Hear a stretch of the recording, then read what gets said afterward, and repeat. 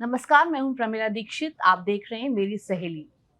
Cancer एक वक्त था जब आप ये सुनते थे तो किसी ऐसे जानवर की शक्ल ज़हन में आती थी जो बस आपको लील जाएगा, बचने का कोई मौका नहीं है। लेकिन फिर मेडिकल साइंस की तरक्की और कुछ ऐसी कहानियां सर्वाइवर्स की जिन्हें हमें यकीन दिलाया कि हाँ, संभव है। सही वक्त पे इलाज और सही तरीके से अगर आपकी इच्छा शक्ति काम करती है तो आप फिर से जी उठते हैं। आज कैंसर से जुड़े तमाम सवालों के समाधानों पर भी बात होगी। जो मिथ हैं वो भी दूर होंगे। हमारे साथ डॉक्टर कनिका हैं, बहुत बहुत स्वागत है आपका। और बहुत जो सवाल मन में कुलबुलाते हैं उनके साथ ऑडियंस है हमारी, वो लड़कियां हैं जो सवाल पूछेंगी। और कैंसर भी कितनी तरह का है, महिलाओं में खासतौर पे कौन से कॉमन है, उस पे बात करेंगे। लेकिन जो सबसे बड़ी बात निकल कर आती है वो है ब्रेस्ट कैंसर। और अब इस पर खुल के चर्चा भी होने लगी है। पहले तो होता था लोग दबाव ले जाते थे, महिलाएं ही कई बार बताती नहीं थी। आपके पास जब से आप प्रैक्टिस कर रही हैं, क्या केसेस में आप देखती हैं कि बढ़ोतरी हुई है? और वो बढ़ोतरी रिपोर्ट हुई है, इसलिए हुई है, या फिर केसेस ही बढ़े हैं? आई थिंक सबसे पहली बात जो आपने खुद कहा कि महिलाओं में संकोच बहुत है, तो संकोच के कारण से महिलाएं हमारे पास लेट आती हैं और ये चलन अभी भी चल रहा है। पिछले 20 वर्षों में मैं देख रही हूँ कि हम लगभग तीसरी स्टेज में कैंसर पकड़ पाते हैं, स्तन कैंसर का, और अभी भी वही चलन चल रहा है। But number of cases definitely बढ़े हैं। अगर आप आंकड़े भी देखें तो जो केसेस 1.5 लाख के करीब हुआ करते थे 3 वर्ष पहले तक, लास्ट ईयर वो आंकड़े बढ़कर 2 लाख से ऊपर पहुंच चुके हैं, और इस साल तो 2.5 से ऊपर जाने के चांसेस हैं। क्योंकि आबादी भी बढ़ रही है, हमारी जीवन शैली चेंज हो रही है, तो केसेस तो डेफिनेटली बढ़ रहे हैं। ओवरऑल भी कैंसर के केसेस बढ़ रहे हैं, और ब्रेस्ट कैंसर पर्टिकुलरली जो महिलाओं में सेकंड कॉमनेस्ट कैंसर हुआ करता था, अब वो फर्स्ट नंबर पे आ चुका है। जनरली आपने बताया थर्ड स्टेज में आते हैं, तो वो पहली स्टेज क्या हो जब पकड़ लिया जाए उस पर भी बात करेंगे। लेकिन आपके पास जो ऐसे केसेस आते हैं तो वो किस शिकायत के साथ आते हैं सबसे पहले? So, पहले जो स्टेज है वो समझाती हूँ। तो कैंसर की स्टेज जो होती है वो चरण होते हैं कि कैंसर कहाँ तक फैला हुआ है। पहली स्टेज होती है जब कैंसर जहाँ बना उसी हिस्से में है और उसका छोटा सा साइज है। तो खासकर ब्रेस्ट कैंसर की बात करें कि अगर ट्यूमर 2 सेंटीमीटर से नीचे है तो हम उसे स्टेज 1 मानते हैं। जैसे उसका साइज बढ़ता है, वो आसपास के हिस्सों में फैलना शुरू हो जाता है, तो स्टेज बढ़ जाती है। तो ज़्यादातर महिलाएं जब उनको गांठ महसूस होती है या उस गांठ की वजह से बाजू में सूजन आने लग जाती है या निपल से ब्लड आने लग जाता है या जख्म बन जाता है, तब हमारे पास आती है। बट अगर वो स्क्रीनिंग करती होती तो हम लोग उन्हें पहली स्टेज में डेफिनेटली पकड़ सकते थे। तो अभी तक भी ब्रेस्ट लंप सबसे कॉमनेस्ट प्रेजेंटिंग सिम्टम रहता है महिलाओं में। आप अंकिता सवाल पूछिए, क्योंकि हम तो अपनी बातचीत जारी रखेंगे। किन सवालों के साथ आप लोग हैं? जैसे आपने कहा कि पहले के समय में जब हम कैंसर का नाम सुनते थे तो अपने आप में ये कौवा रहता था कि होता था। नाम लेने से ही चीज़ें बढ़ जाती हैं। लेकिन अब इतना कॉमन हो चुका है, खासकर महिलाओं की बात करें, चाहे वो घर पे बैठी हैं, चाहे वो जॉब कर रही हैं, हम कहीं ना कहीं अपने आप को पीछे छोड़ देते हैं, खासकर अपनी हेल्थ को पीछे छोड़ देते हैं। तो मैम, सबसे बड़ा सवाल ये है मेरा कि महिलाओं में सबसे कॉमन कौन कौन से कैंसर होते हैं और इसके खतरे कब बढ़ जाते हैं? हमारे देश की बात करते हैं तो हमारे देश में जो प्रमुख कैंसर्स है महिलाओं में, सबसे ज़्यादा है स्तन कैंसर, ब्रेस्ट कैंसर। दूसरे नंबर पे आता है सर्वाइकल कैंसर, जो कि बच्चेदानी के मुख का कैंसर होता है। उसके बाद हमारे देश में गले के cancers, head and neck cancers का भी काफ़ी अधिक चलन महिलाओं में भी है, क्योंकि तंबाकू चबाने की चलन है हमारे देश में। तो हेड एंड नेक कैंसर्स और लंग कैंसर्स, ये 4 कैंसर्स हम सबसे ज़्यादा महिलाओं में देख वो रहे हैं। थायराइड से भी रिलेटेड है? थायराइड से, हाइपोथायरॉयडिज्म से पर से आपका रिस्क बढ़ सकता है। अगर आप में हाइपोथायरॉयडिज्म है, आपको शुगर भी है और आप मोटापे से ग्रस्त हैं, तो बच्चेदानी के कैंसर्स, यूट्राइन कैंसर्स होने का रिस्क आप में बढ़ जाता है। क्योंकि जो पेट का मोटापा होता है, जो एब्डोमिनल ओबेसिटी होती है, वो आपके शरीर में हार्मोन्स की मात्रा को अधिक कर देती है, अनरेगुलेटेड कर देती है। उससे कुछ कैंसर्स जैसे ब्रेस्ट कैंसर और यूट्राइन कैंसर्स महिलाओं में अधिक हो जाते हैं। आपने बताया आपके पास जो भी आते हैं वो थर्ड स्टेज पे आते हैं। लेकिन घर में रहने वाली किसी भी लेडी को, क्योंकि हमारे प्रोग्राम में भी हम बात ही कर रहे हैं, औरतें सबसे पहले कहती हैं अरे हल्का सा दर्द ही तो है, शाम तक ठीक हो जाएगा। या उन्हें अपनी फुर्सत ही नहीं होती, तो सोचते हैं कि कुछ दिन काट देते हैं, कुछ दिन काट देते हैं। तो वो कुछ दिन पहले से दूसरी स्टेज में आने के क्या होते हैं कि अगर आपने इतने दिन में नहीं एड्रेस किया तो प्रॉब्लम होगी? तो इसमें टाइमलाइन हो नहीं सकती है, क्योंकि हर शरीर में कैंसर भिन्न तरीके से पनपता है। कैंसर कहने को एक नाम है, पर ये अपने में हजारों प्रकार हैं। अगर हम ब्रेस्ट कैंसर की भी बात करें तो बहुत सारे बायोलॉजिकल फैक्टर्स हैं जो एक स्टेज में भी भिन्न हो सकते हैं। अगर 10 महिलाएं और 10 की 10 में स्टेज 1 है तो 10 का आउटकम और बिहेवियर अलग हो सकता है, क्योंकि कुछ कैंसर्स तेज़ी से बढ़ते हैं, कुछ पुअरली डिफरेंशिएटेड कैंसर्स होते हैं जो बहुत तेज़ी से बढ़ते हैं, वो आपको समय नहीं देंगे। कुछ लो ग्रेड होते हैं, वो सालों भी लगा सकते हैं। तो आपको समय वेस्ट करना नहीं है। सबसे बड़ी चीज़ है आई थिंक जो महिलाओं को रीइंफोर्स करनी है कि अपने शरीर की पुकार को समझो। आपका शरीर जो आपको संकेत दे रहा है, उन्हें छुपाओ नहीं, उन्हें दबाओ नहीं, क्योंकि दर्द तब आता है जब कैंसर फैलने लगता है। बहुत महिलाएं सोचती हैं कि गांठ तो है, इसमें दर्द नहीं है, ये कैंसर नहीं होगा। सेल्फ डायग्नोज नहीं करना, ये निदान हॉस्पिटल जाके होगा कि कैंसर है कि नहीं है, क्योंकि cancer is painless to start with. It starts to hurt only जब वो आसपास की नसें, नर्व्स या ब्लड वेसल्स, रक्त धमनियों पे जब इन्फिल्ट्रेट करेगा, तब जाके उसमें ब्लीडिंग या दर्द का एहसास होने लगेगा। तो दर्द का इंतजार नहीं करना है। आपके पास जैसे लेडीज आती तो क्या वो झिझकती हैं बताने में, और फिर किस तरह से बातचीत शुरू होती है और लेके कौन आता है? क्योंकि घर में परिवार में किसको बताया जाए ये भी एक बड़ा सवाल होता है कि किसको बताएं, फिर कैसे कैसे आप तक पहुंचते हैं। किसी ने पड़ोसी को बता दिया या ये मालूम चला कि नहीं भाई अब तो बहुत खतरे वाली बात होती है, लेके जाना है, तो वो लाने तक की प्रॉब्लम्स क्या होती आप हैरान हो जाओगे कि कभी कभी महिला को खुद पता ही नहीं होता। साल में 2 या 3 केसेस ऐसे आते हैं जो कहती है कि मालिश करवा रही थी, मालिश वाले ने कहा बीबी जी आपकी छाती में गांठ है। इतना संकोच और इतना अनदेखा हम अपने शरीर को करते हैं, हम अपने शरीर के बारे में खुद ही सजग नहीं होते हैं। तो ज़्यादातर महिलाएं जो हैं अपने हेल्थ को लेके जनरली बहुत ज़्यादा नेग्लिजेंट रहती हैं। तो बहुत बार जब आती हैं तो परिवार ही लेके आता है, मोस्टली परिवार लेके आता है। जब दिक्कत आती है तो परिवारजन ही साथ आते हैं, किसी के बच्चे लेके आते हैं, हस्बैंड्स लेके आते हैं।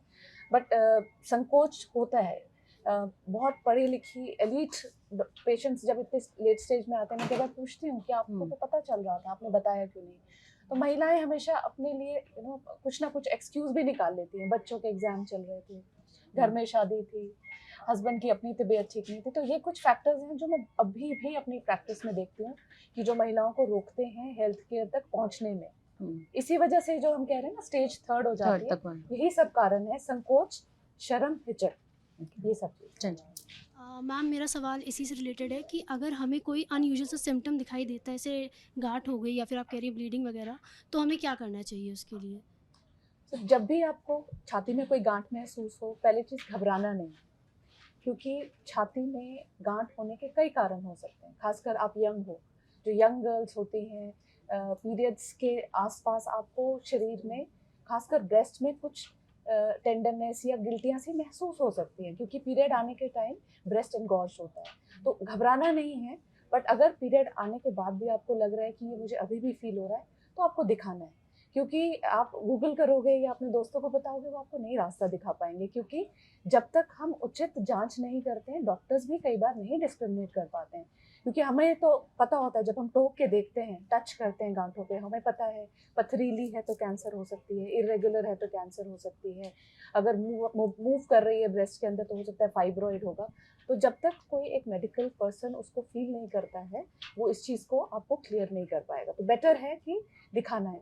किसी भी बीमारी में अगर आपको हफ्ता 2 हफ्ता कोई चीज़ बॉदर कर रही है, आपको नहीं समझ आ रही है, तो हेजिटेट नहीं करना चाहिए, दिखा लेना चाहिए। और हम ये नहीं कहते हैं कि आप डायरेक्टली कैंसर एक्सपर्ट के पास आइए, जो भी निकटतम आपके पास चिकित्सालय है, या इवन गांव में मैं कहूँगी, गांव में तो ये जो हमारी ANMs होती हैं या जो हमारी आंगनबाड़ी वर्कर्स होती हैं, उनको भी थोड़ा प्राइम किया जा रहा है आजकल। हेल्थ केयर जो अवेयरनेस है, उनको थोड़ी प्राइमिंग की जा रही है। वो आपको सही गाइड कर पाएंगे। हॉस्पिटल्स में जो स्क्रीनिंग होती है क्या उसके पैसे लगते हैं? क्योंकि एक ये तो समस्या ये भी होती है ना कि भाई पैसे दिए और जांच में कुछ निकला नहीं। हिंदुस्तान में तो ये टेंडेंसी भी है। तो देखिए, सब हॉस्पिटल्स का नहीं कह सकती हूँ। हमारे हॉस्पिटल में पिछले 30 वर्ष से ब्रेस्ट कैंसर और सर्वाइकल कैंसर स्क्रीनिंग निःशुल्क है। बट प्रॉब्लम पैसे की नहीं है, महिलाएं आना नहीं चाहती हैं, क्योंकि एक माइंड सेट है, कुछ निकल आया तो वो हेजिटेशन से ही नहीं आती। कोई एज है जब जरूर डॉक्टर को दिखाना चाहिए या वॉच रखना चाहिए? फॉर दैट मैटर कुछ बड़े ही अच्छे गाइडलाइंस हैं कुछ कैंसर्स को लेकर। अब अगर हम ब्रेस्ट की बात कर रहे हैं, तो ब्रेस्ट कैंसर के लिए जो भी महिला 45 वर्ष की आयु की हो चुकी है, उसको सालाना छाती का एक्सरे जो मैमोग्राफी होती है वो कराना चाहिए, एनुअली 54 ईयर्स तक। 54 इयर्स के बाद आप हर 2 साल बाद उसे रिपीट करिए, क्योंकि फिर रिस्क धीरे धीरे कम होता जाता है। और लगभग 70 वर्ष की आयु तक एवरी 2 इयर्स उसको कराते रहना चाहिए। हाउएवर, अगर आपके फैमिली में किसी को हो रखा है ये कैंसर, खासकर मासी, नानी या मदर की साइड के रिलेशंस में ब्रेस्ट कैंसर या ओवरी कैंसर, यूट्राइन कैंसर या पुरुषों में कोलन कैंसर भी, तो जिस व्यक्ति को ये कैंसर हुआ था, जिस उम्र में उसे वो कैंसर हुआ था, उससे 5 वर्ष पहले आपको अपनी स्क्रीनिंग करानी है। क्योंकि अगर वो जेनेटिक होता है तो जेनेटिक थोड़ा यंगर एज में आता है। तो अब अगर आप 35 वर्ष की भी हैं तो स्क्रीनिंग करानी है, बस स्क्रीनिंग के टेस्ट अलग हो जाते हैं। हम 35 वर्ष में मैमोग्राफी नहीं करेंगे, 35 वर्ष में हम अल्ट्रासाउंड या MRI रिकमेंड कर सकते हैं। तो रिकमेंडेशन एवरेज पॉपुलेशन के लिए सालाना मैमोग्राफी फ्रॉम 45 टू 54 इयर्स है। सिमिलरली बच्चेदानी के जो मुख्य कैंसर्स हैं उनके लिए पैप स्मीयर की जांच होती है। जो बच्चेदानी के मुख्य कैंसर्स हैं उसके लिए एक पानी की जांच होती है। बच्चेदानी के मुंह के आसपास जो पानी होता है उस टेस्ट को हम पैप स्मीयर कहते हैं। वो हर सेक्सुअली एक्टिव वुमन को हर 3 साल में कराना चाहिए, 65 वर्ष की उम्र तक।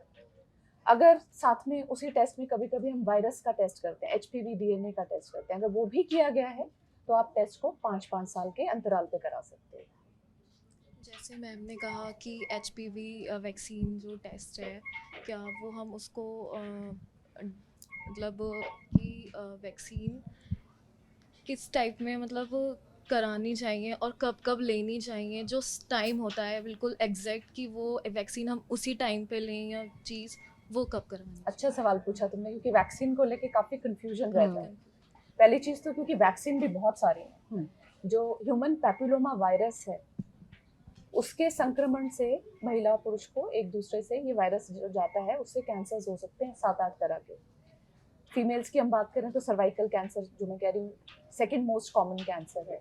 उसके अलावा योनि का कैंसर, विजाइना का कैंसर, और पुरुषों में लिंग का कैंसर, एनल कैंसर्स और थ्रोट कैंसर्स, ओरोफेरिंजियल कैंसर्स, ये सब कैंसर्स हो सकते हैं। तो जो वैक्सीन है वो इसको हमें तब देना है कि एक्सपोजर से पहले। एक बार आपको एक्सपोजर होगा तो उसकी एफिकेसी कम हो जाती है। तो बेस्ट एज है 15 ईयर्स से पहले। जो भी बच्चे 9 साल से ऊपर के हैं और 15 साल से छोटे हैं उनको 2 डोजेस लगती हैं वैक्सीन की। आप 15 के हो चुके हो, वैक्सीन आप ले सकते हो, पर डोजेस आपकी 2 की बजाय 3 हो जाएंगी। कब तक ले सकते हो? 40 इयर्स तक की एज तक ले सकते हो। उसके बाद इसका बेनिफिट नहीं रहता, क्योंकि तब तक आपको ऑलमोस्ट वायरसेस के एक्सपोजर्स हो चुके होते हैं। तो उसकी एफिकेसी जो कि 15 साल से पहले 95% थी, वो 35-40 के बाद 70% के करीब रह जाती है। एक चीज़ और जो ज़्यादातर लोगों को पता नहीं होती है, हम इस वैक्सीन की बात हमेशा बच्चियों या महिलाओं को लेके करते हैं, बट ये जेंडर न्यूट्रल वैक्सीन है, क्योंकि वायरस तो लड़कों को भी हो रहा है। सो बाहर की कंट्रीज में, ऑस्ट्रेलिया वगैरह में बॉयज़ को भी सेम एज में सेम स्केड्यूल में लगता है। हम लोग सब अपने बच्चों को बॉयज़ गर्ल्स दोनों को लगवा रहे हैं। अच्छा, अभी तक हमारे नेशनल इम्यूनाइजेशन शेड्यूल में नहीं आया है। सो होपफुली, क्योंकि बजट में प्रावधान रखने वाले हैं, तो मोस्ट लाइकली 1-2 साल में ये यूनिवर्सल इम्यूनाइजेशन में आ जाएगा। ओके। लाइफस्टाइल का इस पे मैटर करता है। आपने बताया सेक्सुअली अगर एक्टिव हो तो कुछ चीज़ें उससे ट्रांसफ़र हो जाती हैं। आजकल लाइफस्टाइल में कई लोगों को शिकायत होती है, महिलाएं भी साथ में उतनी ही शराब और सिगरेट पी रही हैं, उतना ही वो ये कल्चर एंजॉय कर रही हैं। फिर इसमें यही बात होती है कि वही सेम लाइफस्टाइल अगर कोई पुरुष करता है तो उसके लिए भी दिक्कत देने वाली है। लेकिन चूंकि महिलाएं प्रेगनेंसी में जाती हैं इसलिए उनके शरीर में और तरह के विकार भी संभव है। तो लाइफस्टाइल का कितना इसमें अहमियत है? लाइफस्टाइल का तो WHO ने एक स्टेटमेंट दे दिया है कि 40 to 50% जो बीमारियां हैं आपकी लाइफस्टाइल इंड्यूस्ड है। अगर आप अपना लाइफस्टाइल ठीक कर लोगे तो आप लाइफस्टाइल डिजीजेस से या नॉन कम्युनिकेबल डिजीजेस से मरने के अपने चांसेस 40 से 50% कम कर दोगे। तो लाइफस्टाइल में क्या आता है? इंपॉर्टेंट चीज़ें हैं। पहली चीज़ है आपका खान पान। आप अपनी डाइट में क्या ले रहे हो? जो हमारा ट्रेडिशनल इंडियन फूड है वो तो बहुत अच्छा रहा, क्योंकि उसमें फाइबर होता है, प्रोसेस्ड कम होता है। तो जो हम लोग प्रोसेस्ड फूड ज़्यादा ले रहे हैं उसकी वजह से ओबेसिटी भी आ रही है, और मोस्टली जितने भी पैकेज्ड फूड्स होते हैं उनकी शेल्फ लाइफ बढ़ाने के लिए उनमें प्रेजर्वेटिव्स भी ऐड होते हैं। सो इन कारणों से कैंसर होने के रिस्क आपके बढ़ते हैं। तो इसलिए प्रोसेस्ड फूड मिनिमाइज करनी चाहिए। देखो, जीरो तो नहीं कर सकते हैं, सोशल लाइफ है, आप बिल्कुल साधु नहीं बन सकते हो, बट मिनिमाइज करना चाहिए, मॉडरेशन रखनी चाहिए प्रोसेस्ड फूड्स में। सॉफ्ट ड्रिंक्स, SSBs जो हमारे एरिएटेड सॉफ्ट ड्रिंक्स हैं, उस पर भी स्टडीज़ हैं, ब्रेस्ट कैंसर के ऑब्जर्वेशनल स्टडीज़ हैं कि ब्रेस्ट कैंसर ज़्यादा होता है जो बहुत ज़्यादा कंजम्पशन करते हैं इन SSBs का। अल्कोहल का पिछले साल मात्रा भी आ गई है कि कितनी हानिकारक है। तो एक स्टडी आई है, लैंसेट एक बहुत प्रमुख पत्रिका आती है हमारी, उसमें प्रकाशित हुई है। उसमें उन्होंने लिखा है कि a woman if she is taking 10 grams of alcohol every day, अगर आप 10 ग्राम अल्कोहल की कंजम्पशन रोज कर रही हैं तो ब्रेस्ट कैंसर होने का रिस्क 14% बढ़ रहा है। सो अल्कोहल अगर नुकसानदायक है तो वो जेंडर न्यूट्रल है, वो भी इक्वली डिस्ट्रॉय कर रहा है आपकी बॉडी को। और अल्कोहल के साथ अगर टोबैको भी कंज्यूम किया जा रहा है तो कैंसर होने के रिस्क सब बहुत बढ़ा रहे हैं, क्योंकि 33 से 35% कैंसर ओवरऑल तो तंबाकू से होते हैं, तो दोनों का फैक्ट रहता है। तीसरी चीज़ लाइफस्टाइल में है इनएक्टिविटी, क्योंकि सब लोग बहुत व्यस्त हो गए हैं, तो व्यायाम, एक्सरसाइज, इन सब चीज़ों को लेके अब लोगों को लगता है कि उनके पास समय नहीं है। सो जो हमारी लैक ऑफ एक्सरसाइज है वो भी आपको प्रीडिस्पोज करती है कैंसर्स के लिए। कैंसर्स के अलावा of course heart attacks, strokes, बहुत और चीज़ों के लिए भी प्रीडिस्पोज करती है, पर ब्रेस्ट कैंसर में आपका लाइफस्टाइल का बहुत स्ट्रॉन्ग रोल है। एडिशनली लाइफस्टाइल में जो हमारा थोड़ा वेस्टर्नाइजेशन हो गया है, क्योंकि ब्रेस्ट कैंसर उन महिलाओं में ज़्यादा होता है जिनका पहला बच्चा लेट हुआ है, 30 वर्ष की उम्र से ज़्यादा में हुआ है या हुआ ही नहीं है, मतलब विमेन हुआ नलीपेरा और have late children at higher risk. So अब आप देखें कि कल्चरली अब एज ऑफ मैरिज शिफ्ट हो रही है हमारी कंट्री में। पहले 25 वर्ष से 28 वर्ष में ज़्यादातर बच्चे शादी कर लेती थी, अब 31-32 की उम्र में तो वर ढूंढना शुरू होते हैं। सो इन सब की इम्प्लीकेशन डेफिनेटली है, क्योंकि लेट मैरिजेस का एक तो इम्पैक्ट यही है। दूसरी चीज़ जो हम ऑफ लेट देख रहे हैं एज डॉक्टर्स, जब लेट मैरिजेस होती हैं तो कंसेप्शन के लिए IVF और एक्सोजिनस हार्मोन्स का प्रयोग किया जाता है। तो जब आप बॉडी में बाहर से एक्स्ट्रा हार्मोन्स डालते हो तो कहीं ना कहीं आपके शरीर को नुकसानदायक हो सकता है, स्पेशली जहाँ फेलियर हो रहे होते हैं, रिपीटेड IVFs 8, 9, 9, 10 बार ट्राई किया जाता है, तो वहाँ पे भी आप बॉडी को एक्स्ट्रा हार्मोन्स की वजह से ओवरी कैंसर्स या कुछ कैंसर्स के प्रति प्रीडिस्पोज करते हैं। जो कॉन्ट्रासेप्टिव पिल्स होती हैं उनसे भी कुछ दिक्कत होती है? ये बहुत ही अच्छा क्वेश्चन है, क्योंकि ओरल कॉन्ट्रासेप्टिव पिल्स को लेके काफ़ी डाउट रहता है लोगों को। तो जो ओरल कॉन्ट्रासेप्टिव पिल्स आज से 15-20 साल पहले आती थी, जो हमारी मदर्स वगैरह ने यूज़ की होंगी, दे हैड अ रिस्क। अगर आपने OCPs को 15 ईयर्स तक या उससे ज़्यादा लिया है तो ब्रेस्ट कैंसर का रिस्क अधिक होता था। पर जो अब currently used oral contraceptive pills हैं वो नॉन स्टेरॉइडल हैं, they are found to be safe.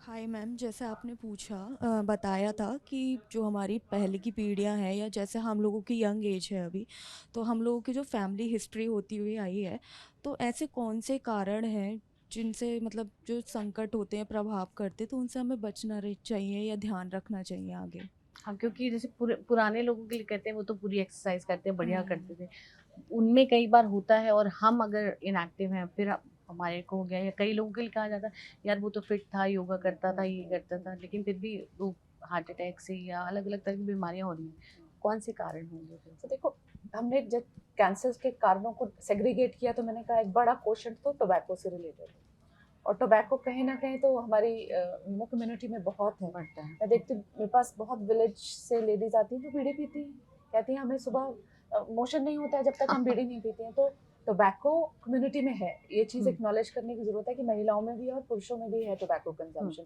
ये नहीं है कि ये आज ही की जनरेशन ट्रैप कर रही है, आज की जनरेशन थोड़ा ज़्यादा कर रही है, ज़्यादा यंग एज में आ रहे हैं तो वो थोड़ा रिस्क बढ़ रहा है। सेकेंड बड़ा कॉम्पोनेंट जो हमारा है वो हो गया वायरसेस। आपने ह्यूमन पैपिलोमा वायरस का सवाल पूछा, वैसे ही 2-3 वायरसेस और हैं जो कैंसर कारक हैं, जैसे हेपेटाइटिस का टीकाकरण कराना चाहिए, क्योंकि हेपेटाइटिस अगर लॉन्ग स्टैंडिंग क्रॉनिक रहता है तो लिवर के कैंसर्स बन सकते हैं। वैसे ही एक वायरस होता है एप्स्टीन बार वायरस, वो नाक के पीछे एक एरिया होता है नीजोफेरेंक्स, उसमें कैंसर कर सकता है, उसके लिए टीकाकरण नहीं है, बट बचपन में यूजुअली वायरस होता है, किसी किसी को सेल्फ रिजॉल्विंग होता है। एक बैक्टीरिया होता है H. पाइलोरी, जो कि पेट में पाया जाता है, खासकर वो लोग जिनको गैस्ट्राइटिस बहुत होता है, तो एंडोस्कोपी में इस बैक्टीरिया का टेस्ट किया जाता है, क्योंकि अगर इस बैक्टीरिया को हम अनट्रीटेड छोड़ते हैं तो पेट में लिम्फोमा जैसे कैंसर्स हो सकते हैं।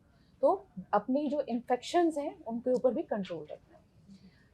फिर है आपका सब्सटेंस अब्यूज में आपका टोबैको भी आ जाता है, आपका अल्कोहल भी आ जाता है, ये बिग सेगमेंट निकल जाता है। लाइफस्टाइल में हमने काफ़ी विस्तार में बात की, आपकी बॉडी वेट, आपका बॉडी वेट जो है, आपकी BMI जो है, अगर अपने फ़ोन में अपना हाइट और वेट डालोगे तो एक BMI का वैल्यू आएगा। अगर वो 22 से ऊपर है तो आप ओवरवेट हो, अगर 25 से ऊपर है तो आप ओबीस हो। तो ओबेसिटी और ओवरवेट आपको कैंसर्स को प्रीडिस्पोज करते हैं। जेनेटिक्स का कंपोनेंट पूरे कैंसर सिनेरियो में लगभग 2 से 4% ही है। इसीलिए जो हम कहते हैं ना कि ये नहीं सोचना कि परिवार में किसी को नहीं है तो हमें नहीं हो सकता, कैंसर किसी को भी हो सकता है। और जो नॉन कम्युनिकेबल वाले नहीं हैं, जैसे जो आपके कुछ ऐसे कैंसर्स हैं जिसके लिए आपको कारण टोबैको या लाइफस्टाइल से नहीं हो सकता, वो जेनेटिक हो सकता है या म्यूटेशन से हो सकता है। म्यूटेशन का मतलब है कि कोई एक सेल है जो नॉर्मली 2 में डिवाइड हो रहा है, बट उस डिवीजन के दौरान उसके डीएनए में कुछ डिफेक्ट आ गया, तो स्पॉन्टेनियस कैंसर्स बन सकते हैं। तो ये वो लोग हैं जिन्होंने कुछ नहीं किया फिर भी कैंसर्स डेवलप हो रहे हैं, बट वो म्यूटेशंस का कहीं ना कहीं कोई कारण एनवायरनमेंट में हो सकता है। पोल्यूशन आजकल बहुत ज़्यादा बढ़ गया है, पेस्टिसाइड्स, फर्टिलाइजर्स, ये भी एक्नॉलेज्ड कारण हैं कैंसर के।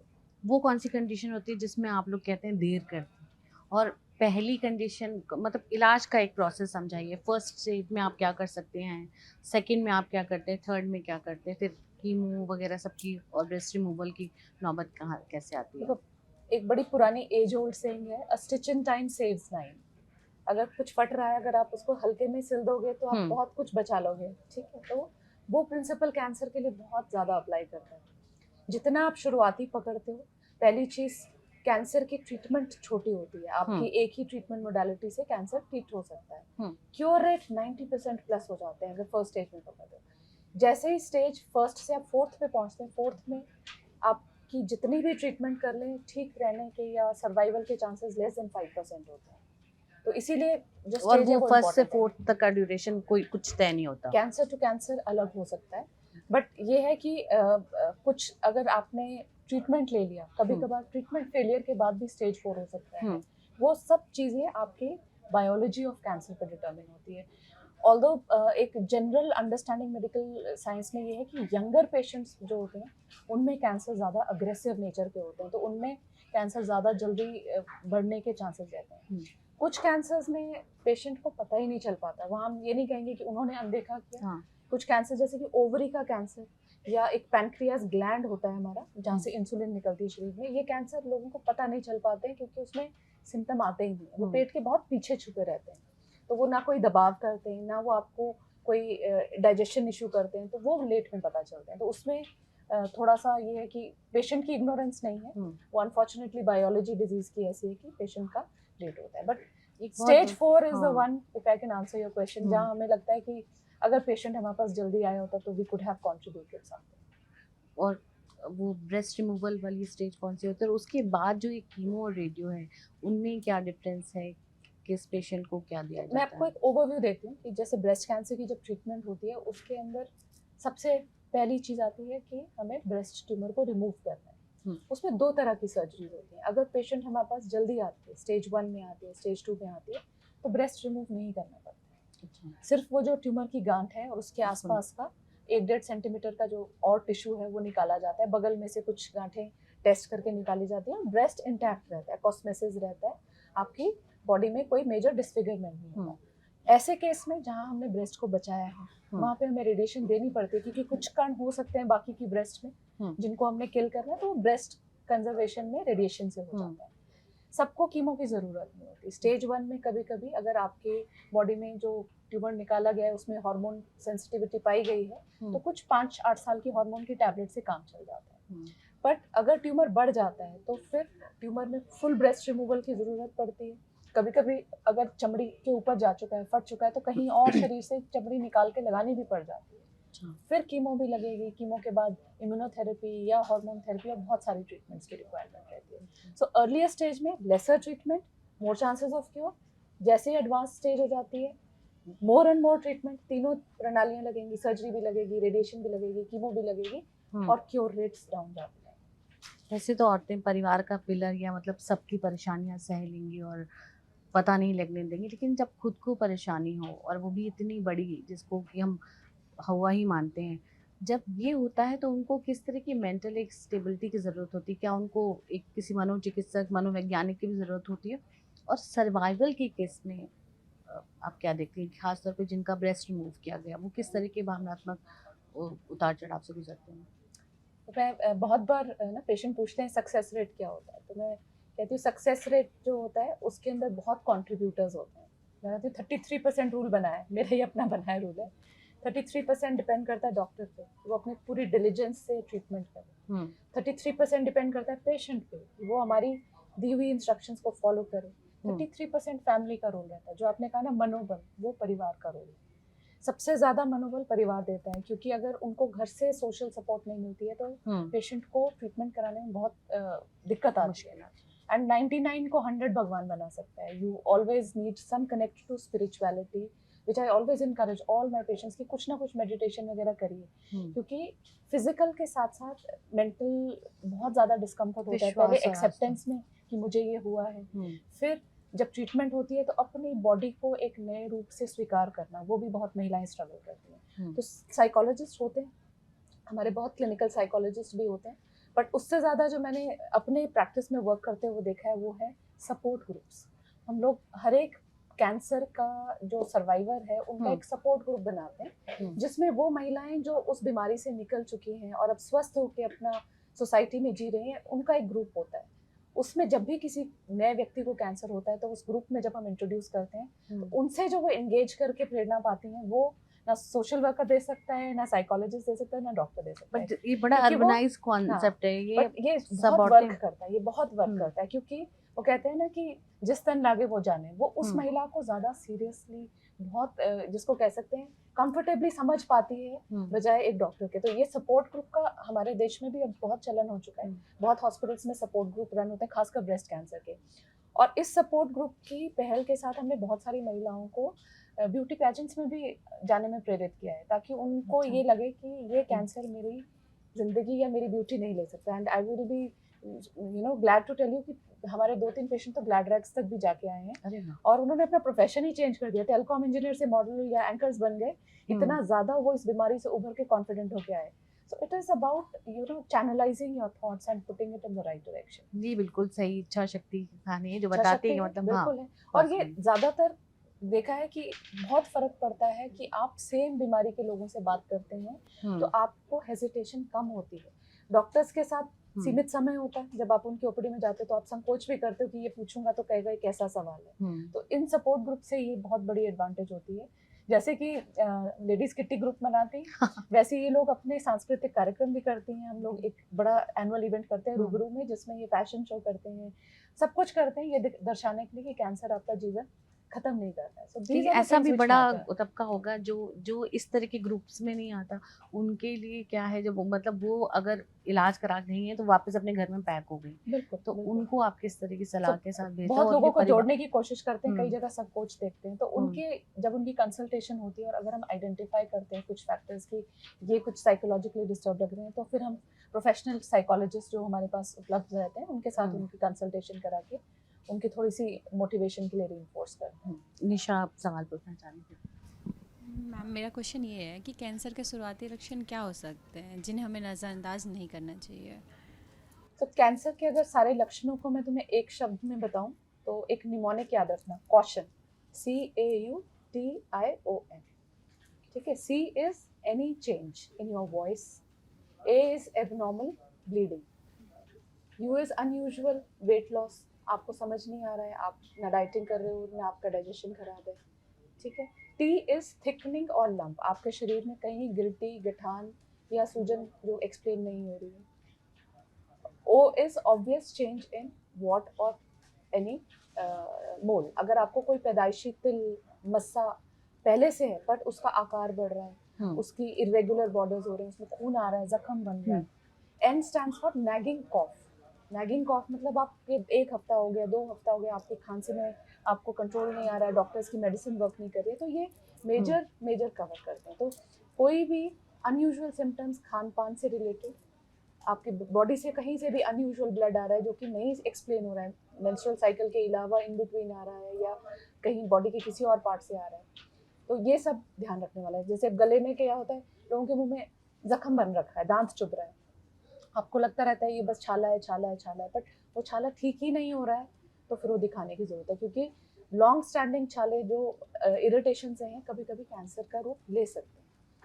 और कुछ ऐसे मुंह में खासकर वाइट पैचेस या रेड पैचेस आप ब्रश करते हुए देख रहे हैं कि मुंह में पैचेस हैं जो कि आप स्क्रैप ऑफ नहीं कर पा रहे हैं, टंग क्लीनर से नहीं निकल रहे हैं, तो वो प्री कैंसरस कंडीशन हो सकती है। बट मेजरली आपको कुछ भी आपकी बॉडी में अनयूजुअल चेंज लग रहा है तो वो आपको रिपोर्ट करना चाहिए। और महिलाओं को तो एक बहुत इंपॉर्टेंट चीज़ जो है ब्रेस्ट कैंसर से रिलेशन में है सेल्फ ब्रेस्ट एग्जामिनेशन।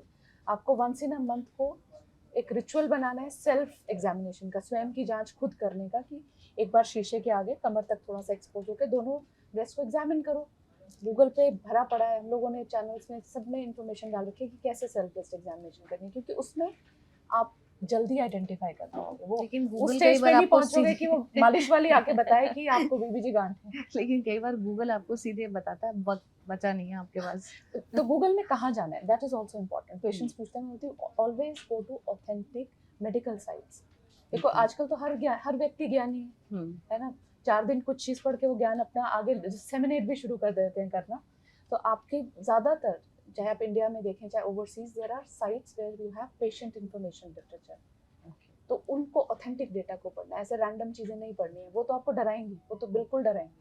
कोई क्योंकि एक वो validated सर्वाइवर नहीं। की कहानी जो लोगों के जहन में रहे और फिर लोगों को से उससे मनोबल आए कि हाँ सब कुछ संभव है, इतनी भी लाइलाज बीमारी नहीं है। तो अपनी ही एक मित्र है, मित्र ही थी, तो अब पेशेंट तो बाद में बनी वो मेरी। तो काफ़ी संपर्क में थी, प्रोफेशनली एंकर थी, बहुत सारे प्रोग्राम्स में हमारा मिलना जुलना होता था ब्रेस्ट कैंसर को लेके, क्योंकि मैं as a breast cancer coach जाती थी इन इवेंट्स में। तो सालों साल वो मेरी टॉक्स भी सुनती थी, परिचय रहा, क्योंकि उनकी माताजी का हमारे अस्पताल में ट्रीटमेंट हुआ। सडनली स्टेज 3 कैंसर लेके आते हैं, और आते ही पहली चीज़ कहती है, मेरे को बहुत बुरा लग रहा है कि इतनी साल से मैं आपकी बातें सुनती हूँ, बट आई नेवर इम्बाइब्ड। मैंने किया नहीं वो सब जो आपने बोला, मैंने सुना, अनसुना कर दिया। सो यंग फैमिली, 9 महीने की बिटिया, एंड सबकी इंश्योरेंस की एक लिमिट होती है। जो उनका ट्यूमर निकला उसके अंदर जो इंजेक्शंस थे वो बहुत ज़्यादा एक्सपेंसिव थे, एक टीका 5-5 लाख रुपए का। तो उनके अंदर एक प्रेरणा थी कि मेरी बेटी जिसको माँ चाहिए आगे तक, मैं भी उसको पुश करती रहती थी इस बात को लेके, और उसको एक ये था कि मेरे को अपनी ट्रीटमेंट का खर्चा निकालना है अपने प्रोफेशन से। So she had such a high intense driven motivation कि मुझे कई बार लगता था कि मुझे उससे प्रेरणा लेनी चाहिए। कुछ दौर ऐसे होते हैं ट्रीटमेंट के दौरान जब आपसे खाया पिया नहीं जा रहा है, आपके गले में छाले आ रखे हैं, खून की कमी हो रखी है, ऐसे में भी उसने जा के अपने शोज करे हैं। जबकि मैं उसको बोलती थी तुम्हें नहीं जाना है, आगे कहती थी आप डांट लो मुझे, बट मुझे अपने इलाज के लिए पैसा जनरेट करना है। So that is the level of motivation, and I think उसको मैं सल्यूट करती थी हर बार कि तुमने इस बीमारी को तन से मन से हरा दिया।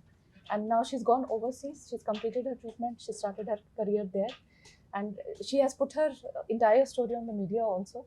वो पूरा उसने अपनी जर्नी निकाली है। मतलब हमें झिझोड़ देती हैं कई बार कुछ कहानियाँ कि कितना उसका साइकोलॉजिकल ट्रॉमा रहा होगा जब एक 9 महीने की बच्ची को भी साथ में डील कर रही है और अपने कैंसर को भी डील कर रही है और प्रोफेशन को भी केटर कर रही है। लोगों के लिए क्या सलाह देंगे, क्योंकि कई बार परिवार के लोग या वो हौ वाला जो फैक्टर होता है वो उससे कितना बचना चाहिए?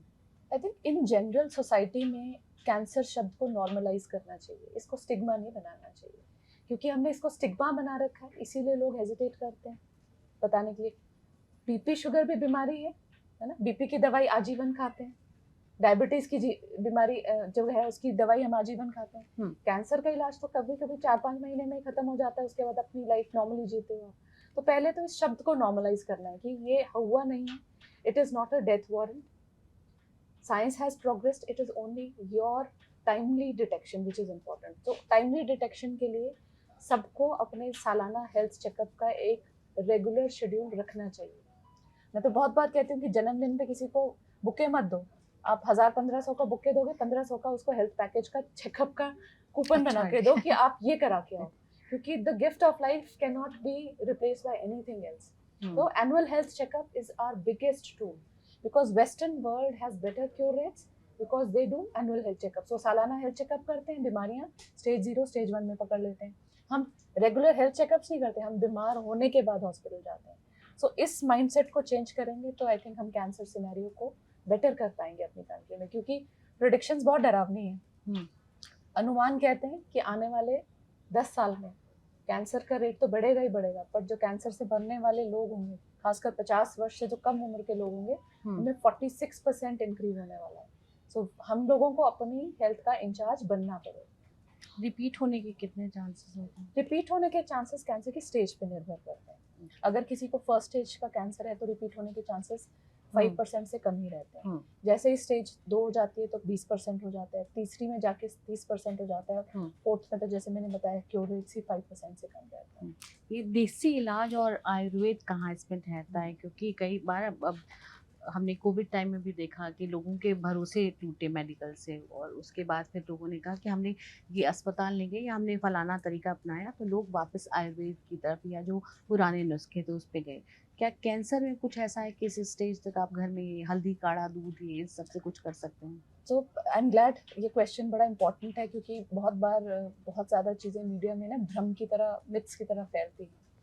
सो आयुर्वेद एक बहुत अच्छी प्रणाली है, उसमें आपकी लाइफस्टाइल मॉडिफिकेशन और प्रिवेंटिव का बहुत रोल है। कच्ची हल्दी साइंटिफिकली स्टडी की गई है, it is used in recurrence prevention. जो हमारे कैंसर पेशेंट जिनका हम ट्रीटमेंट कर चुके हैं, हम उनके कच्ची हल्दी के कैप्सूल्स देते हैं ताकि आगे कैंसर आने की टेंडेंसी कम रहे। बट कैंसर को वो गायब नहीं कर सकता है, उसकी अपनी एक जो लिमिट है वो ये है कि वो सेलुलर लेवल पे सिर्फ एंटीऑक्सीडेंट्स को रिमूव कर सकता है, कैंसर बनने की क्षमता कम कर सकता है, कैंसर क्योर नहीं कर सकता। तो कभी भी जो आपके सर्टिफाइड आयुर्वेदिक डॉक्टर्स होंगे कभी क्लेम नहीं करते हैं कैंसर ट्रीटमेंट को लेकर, वो हमेशा आपको दिशा दिखाते ही हैं कि जो रेगुलर ट्रीटमेंट है वही लेना है। एंड मिनिस्ट्री ऑफ आयुष का एक पूरा विभाग ऑल इंडिया इंस्टीट्यूट में बैठा हुआ है, रिसर्च चल रही है कि कैसे एक दूसरे के सहयोगी बन सकते हैं। बहुत सारी आयुर्वेदिक मेडिसिन आपको साइड इफेक्ट्स कम करने में, साइड इफेक्ट्स मिटिगेट करने में हेल्प कर सकते हैं। तो वो चीज़ें अभी एनालाइज हो रही हैं, बट क्योर के लिए उन्होंने कभी क्लेम नहीं किया, वो लोग खुद ही क्लेम नहीं करते हैं। जो क्लेम करते हैं वो होते हैं जो आयुर्वेदा के प्रैक्टिशनर्स होते नहीं हैं, वो गूगल डॉक्टर्स होते हैं। हमने लोगों की बात करी, लोगों को क्या करना चाहिए, डॉक्टर्स को क्या करना चाहिए, क्या उसकी भी कोई एक वो है कि आगे क्या होना चाहिए, और सरकार के तौर पर या प्रशासन को, क्योंकि अब इतना ज़्यादा फैल रहा है, कुछ चीज़ें हैं जहाँ पर को अभी भी स्ट्रीमलाइन करना चाहिए कि फ्री चेकअप्स हों इनके गांव देहात में और लोग बढ़ने चाहिए।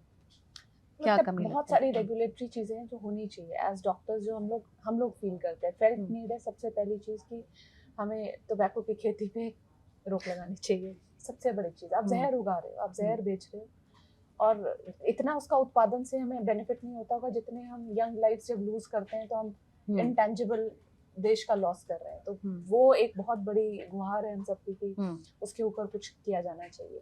दूसरी चीज़, हमारे जितने भी फूड प्रोडक्ट्स हैं इनकी जो जांच है वो थोड़ी ज़्यादा स्ट्रिंजेंट होनी चाहिए, क्योंकि हाल ही में देखा गया है कि जब विदेशों में हमारे फूड प्रोडक्ट्स जाते हैं तो वहाँ पकड़ा जाता है कि इनमें कैंसर कारक तत्व हैं, जबकि हमारी रेगुलेटरी बॉडीज उसको डिटेक्ट नहीं कर रही हैं या अनदेखा कर रही हैं। तो उधर भी हमें रेगुलेटरी गवर्नमेंट की तरफ से चाहिए।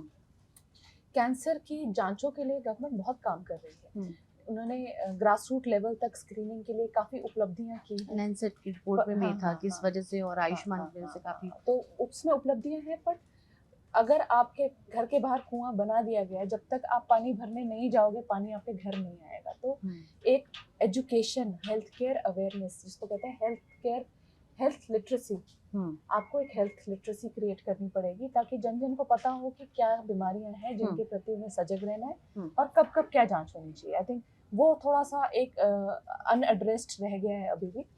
वो महिलाओं में खासकर अगर थोड़ी सी लिटरेसी अपने शरीर को लेके बढ़ेगी तो वो कुछ समय शरीर को पहले आ लेके जाएंगे। शर्म नहीं करनी है, ये एक बहुत, क्योंकि हम वीकेंड पे बात कर रहे हैं और मेट्रो सिटीज़ में weekend is all about party, weekend है, लॉन्ग वीकेंड है, और आपने जो बड़ी एक बात बोली थी कि महिलाओं को 10 ग्राम केवल अगर वो रोज़ पीती हैं तो प्रॉब्लम होगी।